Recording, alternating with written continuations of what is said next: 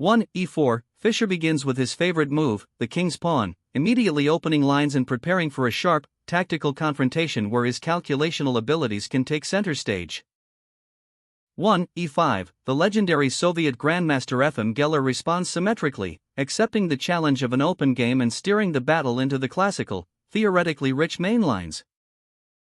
2. nf3, Fischer develops his knight to its most active and logical square, controlling the center and putting immediate pressure on the black e5 pawn, following the most principled path. 2. nc6, Geller develops his own knight, defending his central pawn and preparing to contest the key central squares. The game is proceeding along the most well-trodden theoretical paths. 3. bb5, the Ruy Lopez, or Spanish game. Fischer chooses one of the oldest and most profound openings, aiming to build slow, long-term positional pressure against the black position. 3. a6, the Morphy defense, black's most popular and reliable response. Geller immediately questions the white bishop, forcing it to decide its future in seizing a small amount of space on the queen side. For a4, Fischer maintains the pressure, retreating his bishop to a square where it continues to exert an annoying influence on the black knight and the entire queenside. For d6, Geller opts for the solid modern Steinitz defense, reinforcing his center and preparing to build a resilient, fortress-like structure to withstand white's long-term pressure. 5. Fischer castles his king to safety with typical speed, connecting his rooks and preparing to launch operations in the center before black can fully consolidate. 5. bg4, a sharp and provocative move from Geller. He develops his bishop with a pin on the f3 knight, immediately creating tactical tension and disrupting white's smooth development. 6. h3, the necessary and logical response.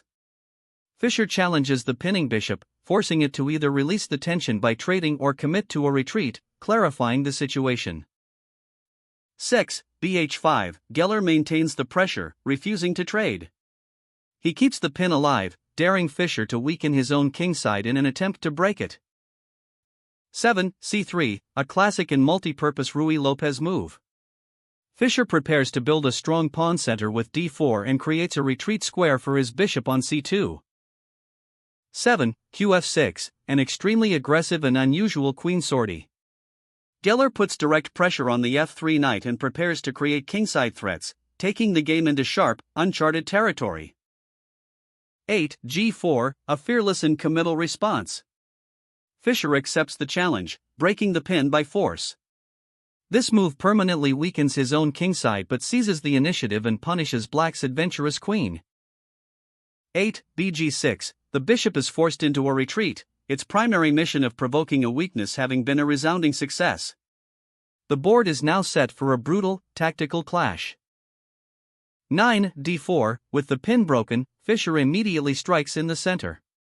He blasts the position open, intending to exploit his lead in development and the awkward placement of black's queen.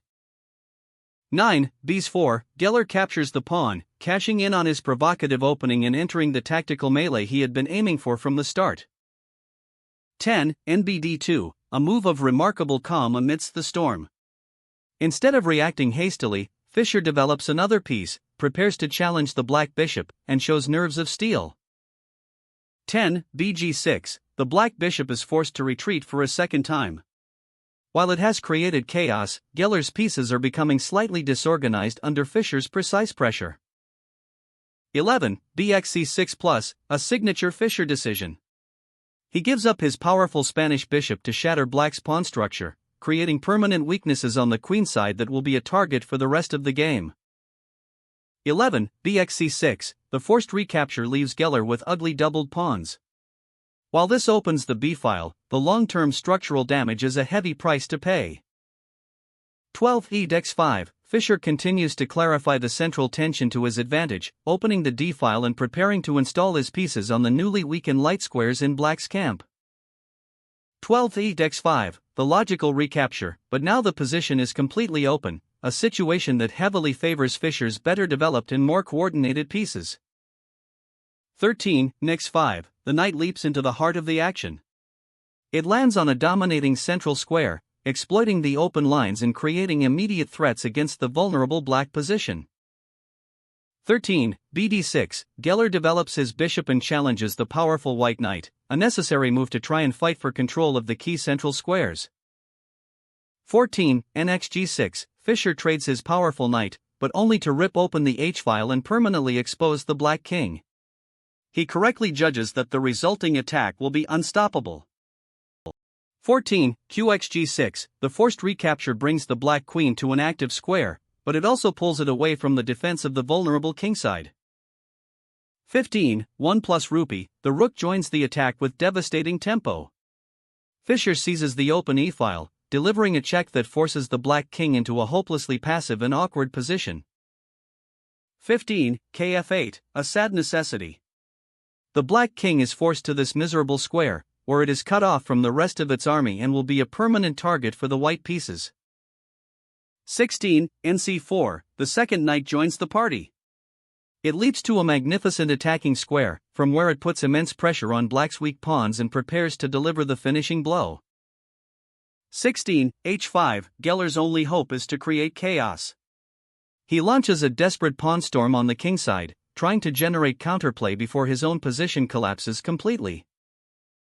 17. NXD6, Fischer coolly eliminates a key defender, trading his powerful knight for the bishop. This simplifies the position and clarifies his path to a decisive attack. 17. CXD6, the recapture solidifies black's center somewhat, but it does nothing to solve the fundamental problem of his fatally exposed king. 18. BF4, the final piece joins the assault. Fischer develops his bishop to a killer square, putting unbearable pressure on the weak d6 pawn and completing the encirclement of the black king. 18. D5, the pawn is forced to advance, but this only serves to create new light square weaknesses around the king, giving Fischer even more targets to attack. 19. QB3, a brilliant and decisive queen maneuver. Fischer shifts the focus of his attack from the center to the back rank, creating unstoppable threats against the rook and king. 19. HXG4, Geller has no choice but to continue his desperate attack. He is at the point of no return and must hope for a miracle. 20. QB7, the queen invades with crushing force.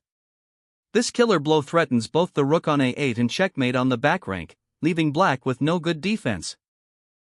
20. GXH3+, a last, desperate attempt at counterplay. Geller gives a check, hoping to create some confusion, but Fischer has calculated everything to perfection. 21. BG3, the perfect defensive move. Fischer calmly blocks the check, and his king is now perfectly safe on h1, while the attack against the black king continues with full force. 21. RD8, the only move to defend the back rank and prevent immediate checkmate.